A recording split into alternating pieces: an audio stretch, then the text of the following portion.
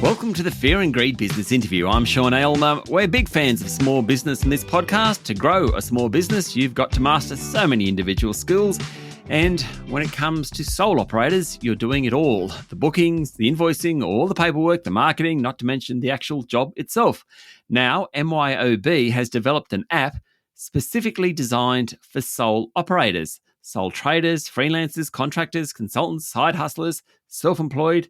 The app is called Solo, S-O-L-O, Solo by MYOB, and it uses a mobile phone to take away the hassle of admin entirely. Paul Robson is the CEO of MYOB, which is a great supporter of this podcast. Paul, welcome to Fear and Greed.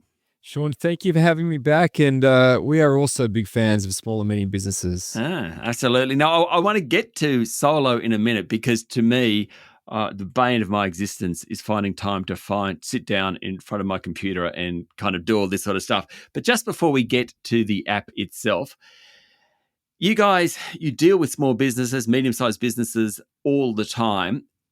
How much pressure is small, and I suppose sole operators particularly, how much pressure are they under right now? Yeah, I mean, Sean, we definitely are in a very unique position in that we serve primarily the small and medium business segment across Australia and New Zealand, and that is literally hundreds of thousands of small and medium-sized organizations. And in that position, we have a very, very unique view of how they are performing. We can see that through direct data feeds of kind of use on platform, number of invoices created, number of receipts that are being kind of processed, etc. So we can see a whole bunch of data come through the system. And we anonymize that data and we provide that as a survey report. We call it effectively the MYOB Business Monitor. And right now, it may not surprise any of your listeners to know that the small business community is under significant pressure. And there's two or three factors that are most important that are creating the largest amount of that pressure. The first one is cost of living and the cost of just doing business. Yeah. On the cost of living side, there's less disposable income in the economy, less people going out and buying that extra coffee, having that extra breakfast out, or buying another product or service from a small business. And that's a little worrying coming into a holiday period such as now. On the cost of business side, it really is the costs of capital, interest rates. It's the cost of some of the input pieces like electricity.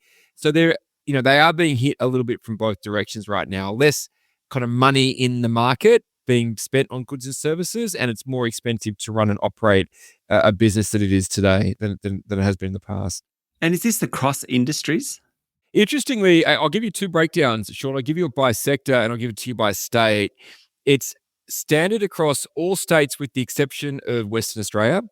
So Western Australia is the only geographical state region that we're seeing small businesses actually doing better than the other kind of regions. Yeah. And by sector, the two sectors that are performing better than the others right now are agriculture, and that's being driven a lot by just livestock prices and crop prices. And the other one is health and well-being. And the health and well-being piece has been driven by two pieces. One, generally an aging population. And secondly, just the level of immigration that we have into the country at the moment are propping up both of those two. The ones that are being hurt the most will be of no surprise, but really is hospitality, retail, the areas that are very quickly impacted when there's an impact to disposable income. So let's go on to sole operators. Why do sole operators? I'm actually asking a question I know the answer of because I'm in this exact boat.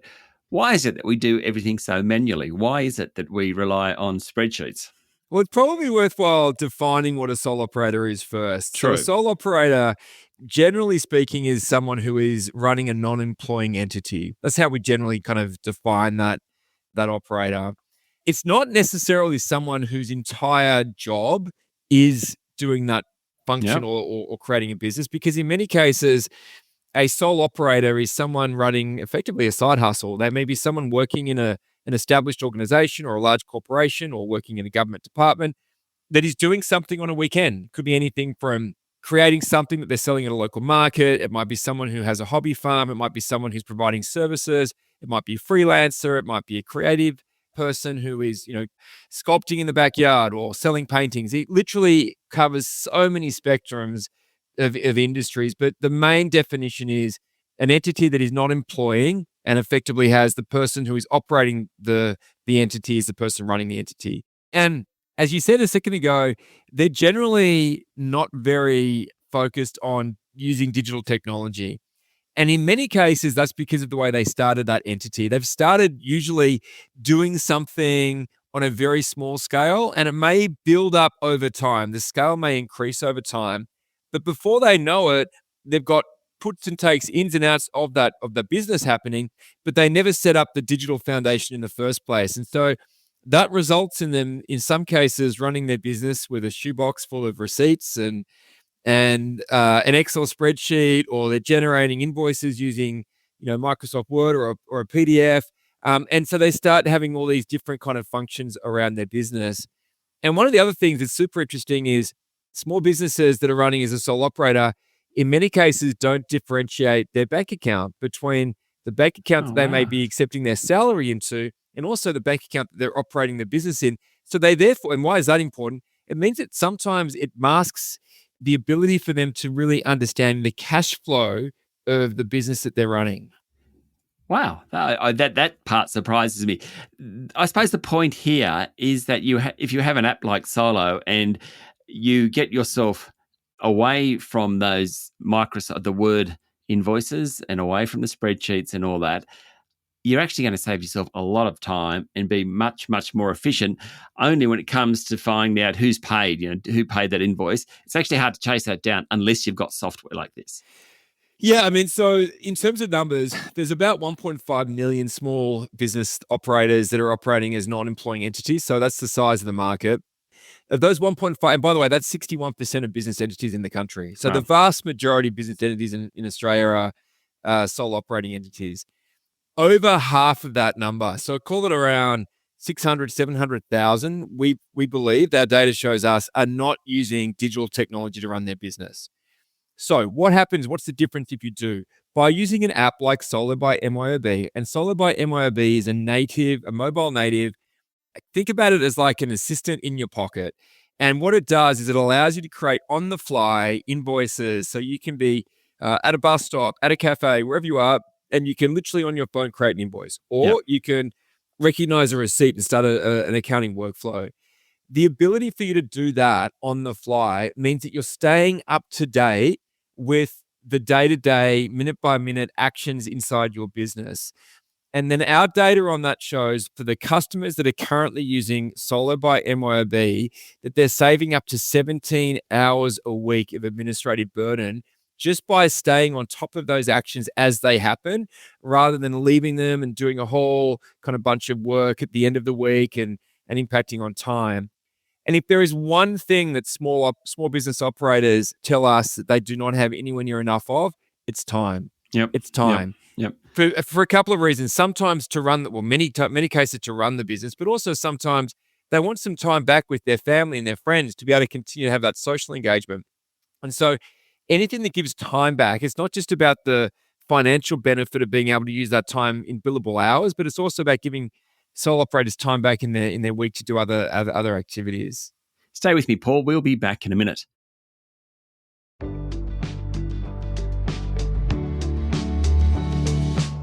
My guest this morning is Paul Robson, CEO of MYOB. Does AI fit into this at all? AI is really important. Obviously, the world's exploding in terms of AI. I wouldn't be running a software or a technology company unless I could talk to you about how AI is impacting the market and the world. And certainly in this space, Solo by MYOB is built with AI all the way through it in a number of different features. And I'll call a couple of them out. One is we use AI in a feature to do the categorization of receipts. Think about Solo by MYOB not only as a tool that allows you to create an invoice or to recognize a receipt, but it also very importantly starts the ATO ready process for account keeping that you need to do to be able to submit your tax return. So the ability to create an invoice or to recognize a receipt is one thing, to capture that. It's an entirely different thing to start what effectively is the journal entry that then moves through the ledger and ultimately results in you having a set of financial statements that you can use to submit your tax return. And that process is so important and is deeply connected to the create the invoice or recognize the receipt. And we use a whole bunch of AI technology to kind of create those workflows. Another part of the AI piece that we use, which is super important, is there are a lot of people that are running businesses that aren't necessarily digitally literate.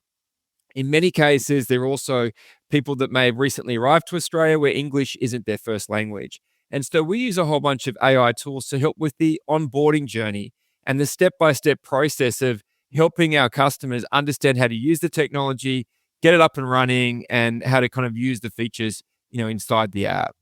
Okay, Solo by MYOB also has a community basis to it as well. Tell me about that. Yeah, the community piece is one of the most important things for us in this context. When we researched the 1.5 million sole operators in the Australian market, and we looked to build out a product that met their needs and their requirements, that's what we've done. We've built out a phenomenal product that is going to save time, save money, drive efficiency, drive productivity, and help digitize the small and medium business. Well, there's certainly in this case, the sole operator part of the market. We're super excited about that. But one thing that we learned as we went through that discovery and build process is that sole operators are actually quite lonely. Yeah. And they're lonely because they're operating solely. They don't have an office environment. They don't have colleagues to go talk to. And so one of the things that came through very clearly in our research was those customers wanted to be part of a community, to learn from each other, to engage from each other, to share tips and tricks, to understand what might be working for you over there and me over here. And so one of the features that we built out inside Solo by MYOB is a really strong focus on the community. And there's a whole portal that allows like-minded customers to talk to each other, share their experiences, and engage in a community, provide that connection that you would otherwise not normally have as a sole operator. Fantastic. Paul, thank you for talking to Fear and Greed. Sean, thank you so much for having us. That was Paul Robson, CEO of MYOB, which is a great supporter of this podcast. This is the Fear and Greed Daily Interview. Join us every morning for the full episode of Fear and Greed, daily business news for people who make their own decisions. I'm Sean Aylmer. Enjoy your day.